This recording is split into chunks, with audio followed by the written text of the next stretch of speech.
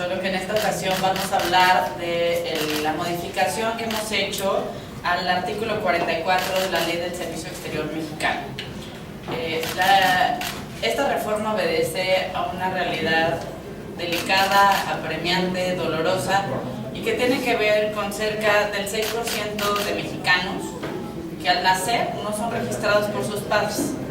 6% de un país de 120 millones equivale a 10 millones de personas que no tienen acceso a un acta de nacimiento y que por lo tanto no tienen un documento que acredite ni qué día o en qué año o en qué mes nacieron, ni el nombre de sus padres, ni en qué localidad, ni siquiera su nombre. Si a esta triste realidad le sumamos el fenómeno de la migración, y por supuesto que como nadie migra por gusto, quienes migran son las personas más vulnerables, gran parte de estas personas que no tramitaron sus padres un acta de nacimiento son aquellos que también están migrando y que al llegar a los Estados Unidos tienen una doble invisibilidad, como le llama Karen en la B Foundation. ¿Y por qué esta doble invisibilidad? Porque evidentemente si no fueron registrados en México, tampoco podrán ser registrados en los Estados Unidos. Lo que busca esta reforma es hacer mucho más sencillo, es más, podría decir hasta hacer ya ejercible el derecho a la identidad, que hoy para muchos connacionales pareciera letra muerta. ¿Y en qué consiste? Consiste en que los cónsules, a partir de que se publique esta reforma, podrán expedir actas de nacimiento extemporáneas. En términos mucho más coloquiales, si una persona no fue registrada, digamos, en el plazo ordinario, que es aquel que marca cada legislación estatal, en general son entre 6 meses y un año, se les considera ya actas de nacimiento extemporáneas. Y los cónsules, al día de hoy, todavía no están facultados para expedir estas actas de nacimiento extemporáneas. Con la reforma ya lo podrán hacer y se espera que esta reforma pueda beneficiar a miles de mexicanos viviendo principalmente en los Estados Unidos. Si pensamos en qué le sucede a una persona que no tiene un acta de nacimiento, bueno, evidentemente no puede trabajar en el sector formal.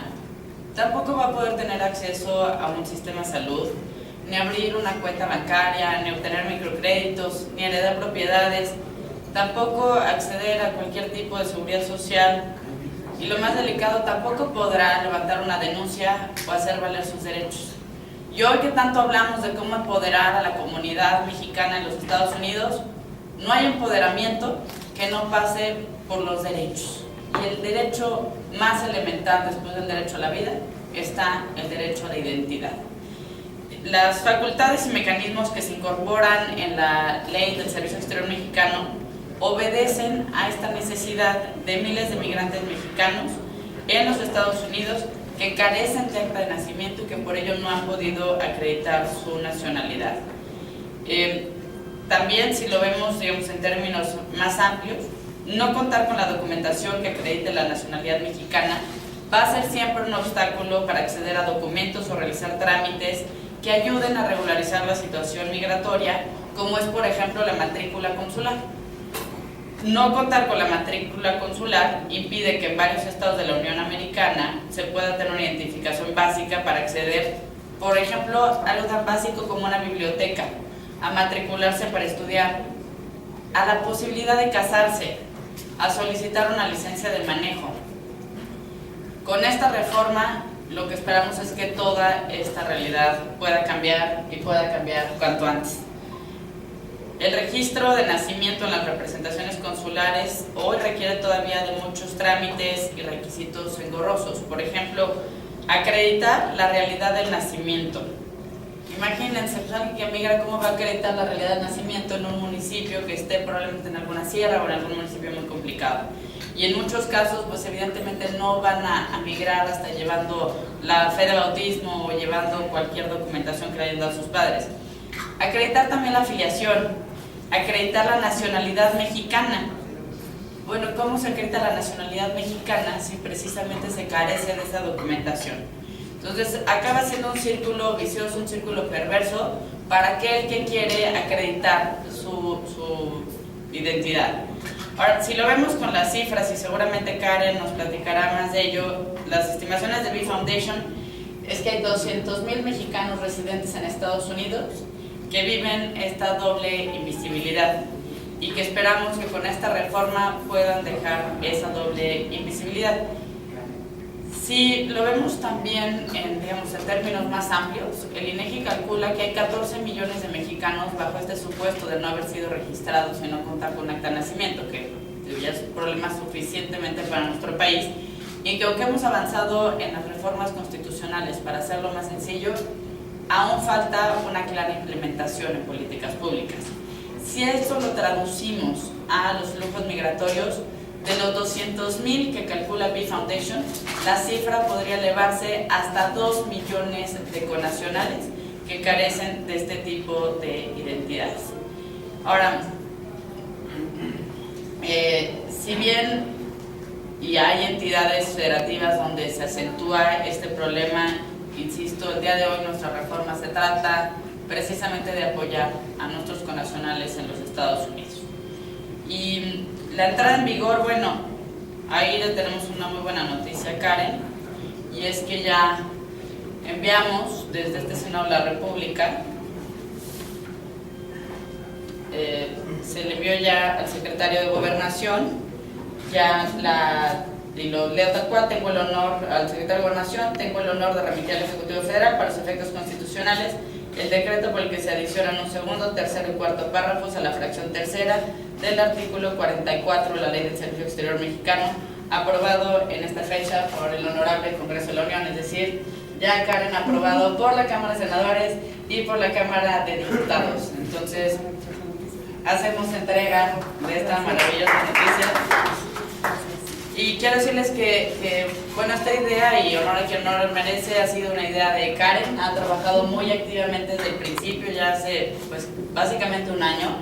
Hicimos aquí un foro con el senador Arturo Zamora, con el senador Benjamín Robles, por supuesto bajo el liderazgo de la Bee Foundation, quienes presentaron no solo el marco teórico y las cifras, sino algo muy impresionante para nosotros fueron los testimonios.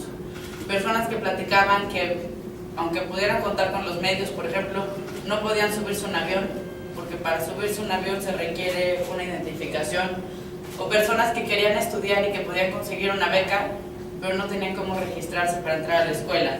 Y esos testimonios me parece que fueron clave, Karen, para sensibilizarnos aquí en el Senado de la República. Presentamos la iniciativa, también asesorados por Karen y por la Bee Foundation, y pues ahora estamos empezando a ver los resultados. Esperemos que pronto se convierta en una realidad, que sea publicada, y los siguientes pasos, pues además de su publicación, tendrá que ser también la adecuación del reglamento de la Secretaría de Relaciones Exteriores.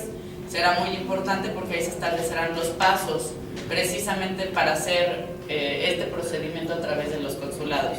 Karen, muchas felicidades. Agradezco mucho a la senadora Mariana Gómez del Campo, que también ha trabajado mucho en la agenda migratoria, y al senador Héctor Flores, que conoce también muy bien la agenda de derechos humanos y de migración. Muchas gracias por acompañarnos.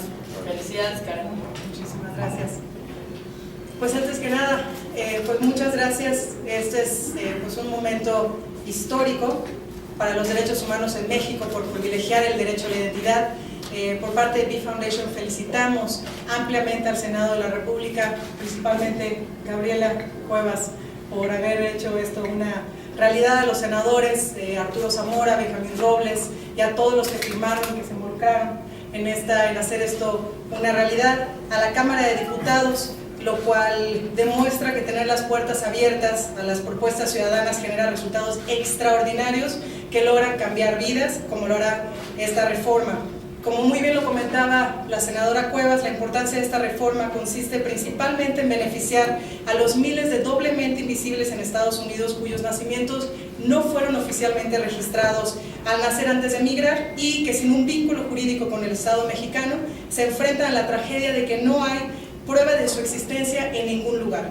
Esto significa vivir como apátridas en los Estados Unidos, sin documentos de identidad, sin pasaporte, sin protección consular y al margen de cualquier alivio migratorio.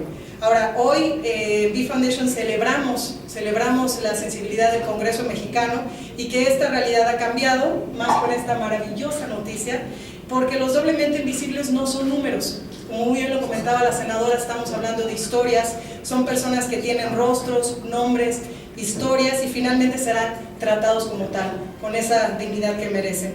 En B Foundation igualmente reconocemos la gran labor que realizan las representaciones de México en el exterior y el proceso de implementación de esta reforma en un segundo gran paso que requerirá la suma de esfuerzos, voluntades y conocimientos técnicos para lograr uniformar criterios y elaborar los candados de seguridad permanentes que permitan que México siga contando con una base de datos nacional sólida, segura y confiable.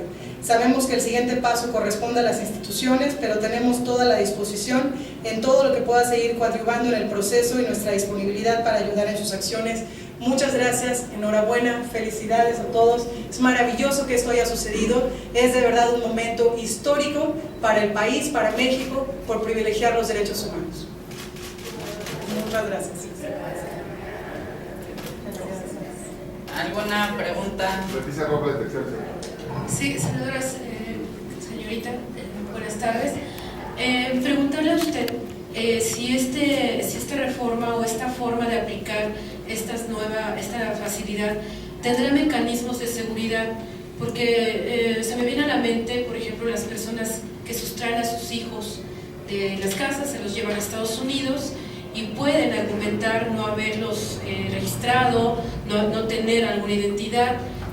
Pienso también en el crimen organizado, que pueda buscar este tipo de ventajas para tener una personalidad distinta, ¿no? Evadir las acciones de la justicia. ¿Cuáles serían los mecanismos de control para evitar que una ventaja o que una reforma que busca dar una atención humanitaria a miles de mexicanos no se distorsione? Y por otro lado, quiero aprovechar la presencia de las dos presidentas de las Comisiones de Relaciones Exteriores para preguntarles de un tema concreto. El día de ayer la canciller anunció la disposición del gobierno federal para cambiar la dinámica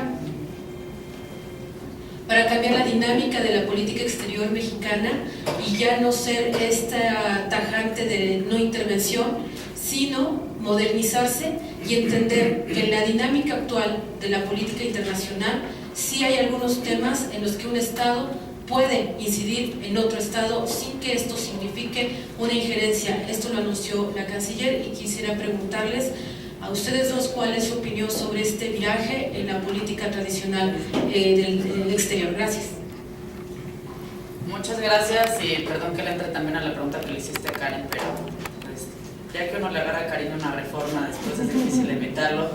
Existen los mecanismos como existen, por ejemplo, para obtener la credencial para votar. Existen los mecanismos como lo existe para registrar un bebé ante el registro civil. Y aquí hay dos partes importantes. Una, la reforma contempla que estarán en comunicación los consulados con los registros civiles estatales. Ahora, existen también los mecanismos, digamos, muy prácticos. Por ejemplo, y lo sucede, si lo vemos, digamos, en formas ya muy operativas, en las estaciones migratorias. Cuando los cónsules, por ejemplo, se acerca a una persona para preguntar a ver de qué nacionalidad son o si realmente son de donde dicen ser, hay preguntas que, bueno, pues como uno no está tan familiarizado, sorprenden, pero les preguntan, por ejemplo, ¿qué comes? Y a veces hasta por el tipo de verduras se puede saber si realmente están diciendo la verdad sobre la región de la que provienen. Entonces, hay mecanismos tanto institucionales como de entrevista. No es un proceso así como nada más de andar repartiendo actas de nacimiento, sino que sí hay mecanismos y si están en comunicación. Probablemente Karen pueda andar más, pues porque ella está mucho más familiarizada con llevar este proceso en la forma más difícil como ha sido hasta ahora. Y también hay que recordar, una vez que esta reforma sea ley, tocará a la Secretaría de Relaciones Exteriores modificar su reglamento. En el reglamento es donde se deben especificar con mucha claridad cuáles son esos pasos y cuáles serán los mecanismos para acreditar esa identidad. Que podrían ir, por ejemplo, desde un estudio de ADN, pero que tiene un costo aproximado en los Estados Unidos de $400, que es inaccesible para muchísimos, o hasta mecanismos mucho más sencillos, como pudiera ser establecer directamente la comunicación entre el consulado y el registro civil estatal, pero digamos ya con la facilidad de que el cónsul sí puede expedir ese documento. Es decir, antes, bueno, todavía hasta ahora, por más que hubiera esa comunicación, el cónsul no puede firmar. no tiene atribuciones para firmar un acta de nacimiento extemporáneo. Entonces, ¿qué? ¿Le vamos a pedir a ese migrante que se regrese a su comunidad y decirle, ve a recoger tu papel? No lo van a hacer. Entonces, es también una parte, digamos, muy operativa, pero que en ningún momento pone en riesgo la seguridad de nuestro país, ni mucho menos pondrá en riesgo el que pueda distribuirse, insisto, actas de nacimiento al mayoreo. Eso no es un escenario, no es el espíritu de la reforma. Y si lo vemos además en la coyuntura actual en los Estados Unidos, hoy más que nunca, nuestros connacionales requieren tener todos los mecanismos de defensa a los que puedan acceder. Nos quejamos mucho aquí de Trump. Imagínense lo que es vivir en un lugar donde te restrinjan a cada rato los derechos y que ni siquiera puedas acudir con la autoridad a presentar alguna denuncia porque no tienes ni siquiera un documento de identidad. Por eso, por tanto, seguro Karen lo dirá mucho mejor. Segundo tema de relaciones. La declaración de ayer sin duda es una declaración provocadora y que vale la pena analizar y que vale la pena debatir y que creo que abre una nueva etapa en que podamos cuestionar los paradigmas que han regido la diplomacia mexicana. ¿Es bueno o malo? Yo creo que es difícil pensarlo así.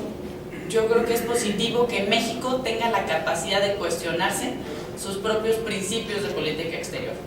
Un país que no tiene la capacidad de cuestionarse su propia constitución, pues sería un país con una muy poca capacidad evolutiva. Sin embargo, ¿cuál es el riesgo que se corre? En que en la narrativa digamos que México ya no va a estar con este acento en la no intervención, pero que la realidad siga exactamente igual. Pongo un ejemplo. Típico discurso, digamos, muy ortodoxo y muy cuadrado es: México no puede participar en operaciones de mantenimiento de la paz debido a la no intervención. Realmente es absurdo, pero es un argumento que se ha manejado incluso aquí en el Senado de la República, porque no hay operaciones de mantenimiento de la paz sin el consentimiento del Estado que las recibe. Entonces no es como tal la no intervención, por eso esto vale la pena cuestionarlo. Pero ahí me iría el argumento priista por tradición e historia. ¿Qué va a pasar cuando otro país opine de México? Se escandalizaron cuando el Papa opinó sobre la realidad del narcotráfico y el crimen organizado de nuestro país. Se escandalizan cada vez que algún organismo internacional hace cualquier tipo de pronunciamiento. Ya están las convenciones y sus protocolos, como el segundo protocolo de la Convención de Ginebra, donde México no quiere ni siquiera firmar. Entonces, hay que dejar algo, y perdón por lo coloquial, pero creo que a veces falta aterrizarlo: el que se lleva se aguanta. Un país que le apuesta por participar de manera más activa en el mundo, también va a merecer opiniones del resto del mundo. Creo que la decisión es positiva, creo que la reflexión es positiva. Ojalá podamos traer estos debates al Senado de la República y entrarle a fondo a la Constitución. Sí me cuestiono si van a pasar del discurso a la práctica. Nuestras capacidades institucionales, militares y nuestro presupuesto para cooperación no reflejan en nada ese tipo de declaraciones.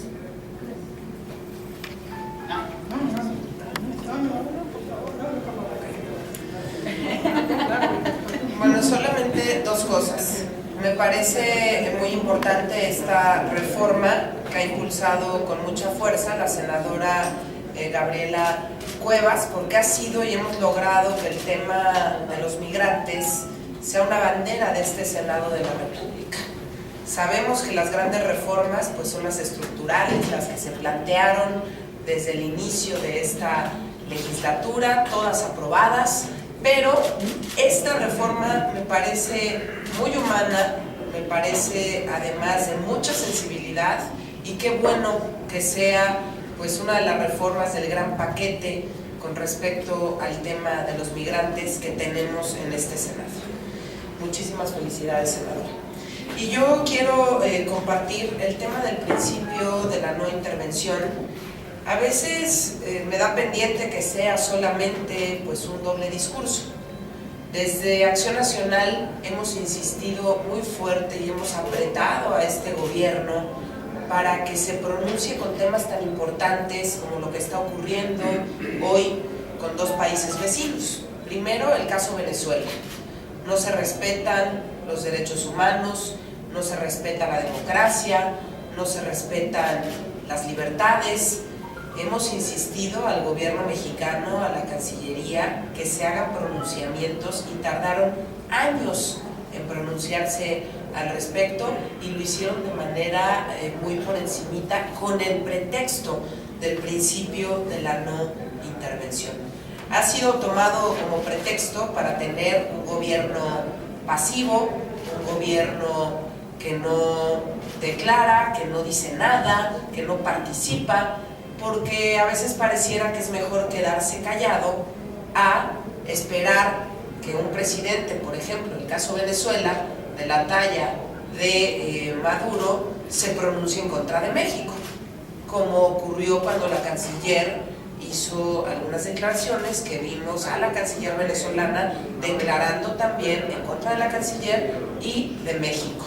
Entonces, aquí sí coincido con lo dicho por la senadora, el que se lleva se aguanta, ¿no? Y ese es un claro ejemplo que en cuanto abrió la boca el gobierno mexicano, respondió el gobierno venezolano, y así podemos empezar a ver otros ejemplos en el mundo.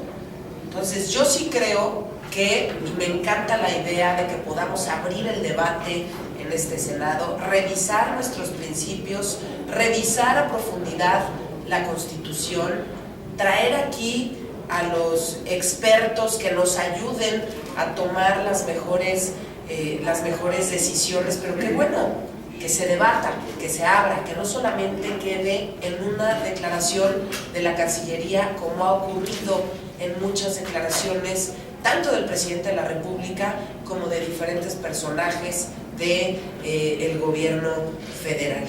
Entonces, insisto, tema Venezuela, tema Cuba, hay que discutir los temas de derechos humanos, de democracia y de libertades, que me parecen crucial, que están siendo violados, que está ocurriendo en países vecinos, y el gobierno mexicano pues guardó silencio durante años, y guardar silencio ante temas como estos pues nos hace cómplices. Bueno, regresando aquí y continuando con la respuesta que comentaba la senadora, aquí tengo una nota que sí lo comparto, que bueno, es precisamente por todo ello se considera que la Secretaría de Gobernación y la Secretaría de Relaciones Exteriores, junto con los gobiernos estatales, son los principales actores que llevarán a cabo el diseño de los mecanismos para otorgar identidad y nacionalidad a los migrantes en el exterior. En el caso del Registro Nacional de Población, tendrá un rol central en este proceso para ser el eje rector con los registros civiles locales, para establecer acuerdos que permitan uniformar criterios y a su vez considerar las sugerencias de seguridad que tenga en su caso Cancillería. Asimismo, tendrá que haber un proceso de capacitación y una etapa de difusión binacional. B-Foundation, sabemos que la identidad es un acto de gran responsabilidad, incluso de seguridad nacional, como bien lo comentaba, pero también es un acto que privilegia el derecho a la identidad, y bueno, por eso lo que comentaba son estos mecanismos, como muy bien los comentaba también la senadora. Juan Alviso tiene una pregunta. Gracias. Del tema de contingencia, por favor. Si no sopla el aire, hay contingencia, senadoras. ¿Qué falta a la autoridad para evitar este problema en esta temporada? No han cumplido con rigor las partes que deben de supervisar en la industria, en sus propios vehículos. ¿Qué hacer? ¿Se puede presentar el problema de una parálisis de la ciudad del tipo de la influenza? Bueno, yo primero les compartiría que hace unos días tuvimos un foro, y me pasan las dos hojitas del foro, por favor. Tuvimos un foro en este Senado de la República, en donde vinieron expertos, exsecretarios de Medio Ambiente, tanto de la Ciudad de México como del Estado de México. Se hicieron declaraciones muy fuertes que pues desafortunadamente pues el gobierno de la ciudad no ha tomado las mejores decisiones. Ya lo decía aquí el señor Guillermo Velasco Rodríguez, director de Capital Sustentable, nos decía que el hoy no circula generalizado no es la solución. El hoy no circula, pensar en que vamos a endurecer el hoy no circula como está ocurriendo el día de hoy, si no sopla el aire, pues vamos a sufrir no nada más los problemas de salud que estamos sufriendo todos. En mi caso, a partir de ayer, traigo problemas en las vías respiratorias y efectivamente es por la contaminación, los ojos llorosos, cansancio, y yo creo que así están miles y miles de capitalinos desesperados viendo de qué forma el jefe de gobierno pues toma las mejores decisiones. Y yo les diría desde un principio, y bueno, y este foro de cómo mejorar la calidad del aire en la zona metropolitana del Valle de México, vale la pena que retomen muchas de las intervenciones. Se dio en la parte final del periodo ordinario, había demasiados temas, pero hubo intervenciones muy puntuales en donde los expertos que no han sido escuchados por el jefe de gobierno Miguel Ángel Mancera son clarísimos y nos dicen que la solución no está solamente en endurecer el hoy no circula. La solución es una solución mucho más profunda. Hoy en la ciudad se le ha invertido poco al transporte público. Si pensamos en el metro, se hizo la línea 12 del metro y mal hecha. Es lo único que se ha hecho en los últimos 20 años en cuanto a metro se refiere. Y pregúntenle a la gente hoy en día cómo la están pasando cuando se da este endurecimiento del no circula. El metro no se da abasto, el transporte público no se da abasto. Si tú optas por una medida así, que está perfectamente dirigida a los ciudadanos que tienen automóvil, tienes que darles alternativas, garantizarles alternativas que van a poder hacer uso del transporte público seguro, eficiente, de calidad, cosa que no ocurre. Hemos visto notas en los últimos días de lo que están padeciendo miles de mujeres en la ciudad que son manoseadas en el transporte público, acosadas sexualmente, que las cámaras no funcionan, pues obviamente van todos tan amontonados que aunque funcionaran las cámaras es muy difícil detectarlo. Entonces sí creo que el jefe de gobierno pues ha tomado decisiones de un día para otro. Si pensamos en la calidad del aire, desde el año 2004 ganamos el récord Guinness como la ciudad más contaminada del mundo. Entonces, ¿por qué no se han tomado decisiones en los últimos años si ya sabíamos que éramos la ciudad más contaminada del mundo y lo único que se ha hecho es privilegiar, por un lado, obras majestuosas, o sea, el uso del automóvil? Se le está invitando a la gente a que haga el uso del automóvil y además yo les preguntaría, ¿realmente la gente que deja el automóvil en casa por el hoy no circula no está haciendo uso de un taxi? ¿No está pidiendo un Uber, un Cabify? Y ya todas las empresas que se están sumando, claro que se siguen utilizando automóviles. Mejor hay que entrarle al tema de los coches eléctricos. Presentamos en Acción Nacional una iniciativa que tiene que ver con incentivos fiscales.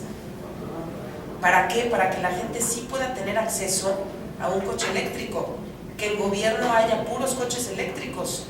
Tenemos camiones chatarras, que son los que recolectan basura. Tenemos transporte de carga, que siguen permitiendo a todas horas que circule el transporte de carga. En su momento, y me sorprende tener que hablar de la época de Marcelo Ebrard, había horarios específicos para el transporte de carga. Otro tema al que no le han entrado es el tema de las marchas. Ustedes vieron hoy en redes sociales varias marchas en la ciudad.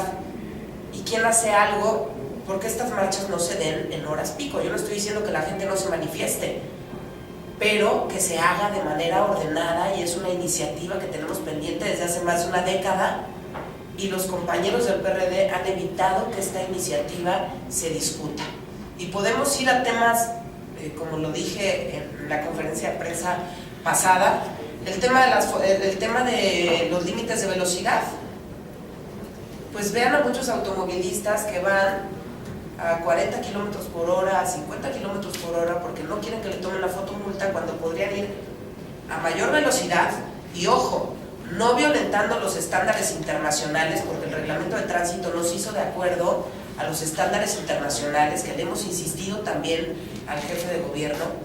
Entonces esto genera caos vial, genera que haya mucha más contaminación y que estemos todos atascados. Ustedes sintieron hoy, con el endurecimiento del hoy no circula, las vialidades más ligeras. En mi caso yo no lo sentí. Entonces esa no es la solución, se necesita una estrategia integral, porque además si dejas el auto en casa, yo hoy no me atreví a venirme en bicicleta. ¿Por qué? Porque te mueres en la esquina, está el aire de pésima calidad aunque te tapes, ¿no? Y los problemas de salud que estamos teniendo los capitalinos también son pues muy fuertes. Entonces el jefe de gobierno que se despabile, porque lo vemos bastante adormilado, o a lo mejor está descansando, o a lo mejor él sí hace uso del helicóptero para trasladarse, pero los que no tenemos helicóptero, pues ¿cómo le hacemos? Yo nada más quisiera agregar un par de reflexiones. La primera es que si llevamos 27 años de hoy no circula, quiere decir que no es ni la medida adecuada, ni tampoco será aquella que cambie la calidad del aire en la Ciudad de México. De acuerdo con algunos estudios del Banco Mundial, en países en desarrollo lo que más afecta en términos de cambio climático y de contaminación tiene que ver con los cambios de uso de suelo. Y esa ha sido justamente la regla con los gobiernos del PRD. Ha sido invadir el área de conservación, ha sido talar y descuidar los bosques, los parques, apostarle por la cementización y la pavimentación de una ciudad, que lo que le urge es una política ambiental, una política urbana y una política metropolitana. Los cambios de uso de suelo en la Ciudad de México se reparten a capricho y a intereses de los particulares, no en función de un programa serio de desarrollo urbano para la ciudad, no en función de los programas de desarrollo urbano que en teoría son revisados y aprobados y consultados y que a la hora de la hora se acaban cambiando al gusto de algunos en la Asamblea Legislativa. Y mientras no haya una apuesta real e integral por cuidar el medio ambiente en la Ciudad de México, la calidad del aire va a ser el síntoma más visible porque es el que se mide. Pero nadie nos está midiendo la calidad del agua. Nadie nos está midiendo la calidad o la cantidad o la crisis que se está generando en materia de residuos sólidos. Nadie nos está tampoco diciendo cuánto coopera o cuánto más bien deteriora la Ciudad de México en función de ozono o de distintas emisiones al cambio climático. Es decir, siendo lo único que se mide, claramente hay un sesgo. Pero el sesgo me parece que es benéfico a la política y a las autoridades porque creo que la calidad del medio ambiente en la Ciudad de México es mucho peor a lo que parece. Si pensamos en el potencial que en algún momento tuvo esta gran ciudad donde habían ríos, donde habían parques, donde habían bosques, donde pues vemos las fotos de la ciudad de hace 50 años, ahora lo que ha sido la constante ha sido la carencia de una política de desarrollo urbano, de una política ambiental y de una política metropolitana. Y mientras eso no existe en la ciudad, la calidad del aire seguirá siendo pésima, con cuantos no circulen quieran. Luego seguro la última pregunta.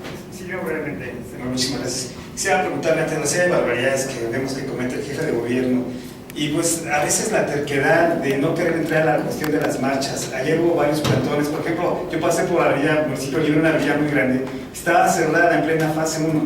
Entonces, dicen que bueno, no quieren acabar con la democracia, bueno, no es acabar con la democracia, pero sí poner orden y no quieren hacerlo. Entonces, ante la serie de barbaridades que está cometiendo el jefe de gobierno, pues ya yo creo que ya no hace mucho caso, no es que haga mucho caso con los llamados puntos de acuerdo y demás. ¿Por qué no llamarlo a que se siente con ustedes aquí en el Senado, a que explique qué es lo que se puede hacer, qué es lo que se podría mejorar y que ustedes también, bueno, tengan una interlocución con ellos para pues, tratar, yo creo que, como ustedes dicen, sacudir un poco para ver si de alguna manera se recapacita en lo que se tiene que hacer? El problema de la regulación de las manifestaciones tiene que ver con falsos debates donde pues, la capacidad argumentativa y hasta electoral prevalece frente a la serenidad. Cuando uno hace leyes, uno debe ver por el bien común, por cómo lograr una armonía en la sociedad a la que se está legislando. Sin embargo, esa no es la premisa del PRD.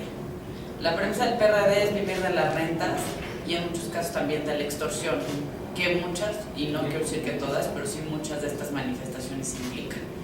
Y es un uso operante de ciertos grupos del PRD y por eso esta negativa. No tiene que ver con un derecho a la libertad de expresión, porque nadie ha planteado acabar con la libertad de expresión. Sería suicida en un país que tanto trabajo costó transitar la democracia, pensar en que alguien diga pues, que ya no queremos expresarnos, es absurdo.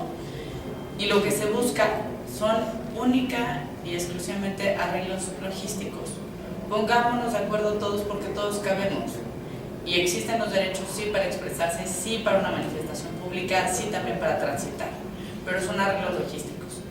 Y mientras siga habiendo pagos por algunas manifestaciones, los incentivos para legislarlos serán escasos por parte de algunos grupos parlamentarios, como hasta ahora hemos visto.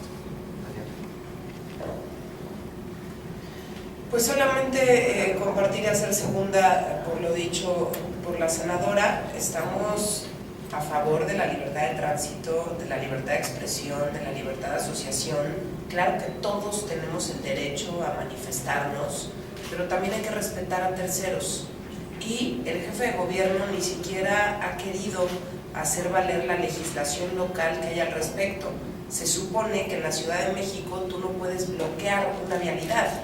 Él permite que se bloquee porque prefiere no entrarle al tema, con el gran pretexto de que en la Ciudad de México se dan la mayoría de las marchas por ser capital de la República. Cuando él decidió gobernar la ciudad, sabía que era la capital de la República, la sede de los tres poderes, entonces ahora se aguanta y tiene que ver de qué manera canaliza estas peticiones de los ciudadanos y de qué manera pone orden en la ciudad. Nosotros tenemos una iniciativa muy puntual en donde lo único que queremos es que haya orden, sí a las libertades, sí a las manifestaciones, pero de manera ordenada, con horarios específicos, en vialidades específicas, que sí el bloqueo esté prohibido. No bloquear una vialidad genera un caos tremendo. Y además del caos que genera, muchos de nuestros policías se abocan a ver de qué manera apoyan en la manifestación, apoyan y están ahí en el bloqueo viendo que no vaya a haber golpes, que no se vaya a poner difícil la cosa, y así lo vamos viendo en diferentes puntos de la ciudad. Entonces el jefe de gobierno, si es jefe de gobierno, es para poner orden. Entonces sí insistiría, es un discurso equivocado, preferir no entrarle al toro por los cuernos. Entonces te haces de la vista gorda, que se sigan llevando a cabo manifestaciones, guardas silencio y ¿cuál es la solución? El doble no circula, la contingencia fase 1. Esa ha sido la solución, entre comillas, del jefe de gobierno para que mejore la calidad del aire, que no ha mejorado en lo absoluto y que ya está demostrado que el hoy no circula desde su creación, pues no ha sido suficiente como programa.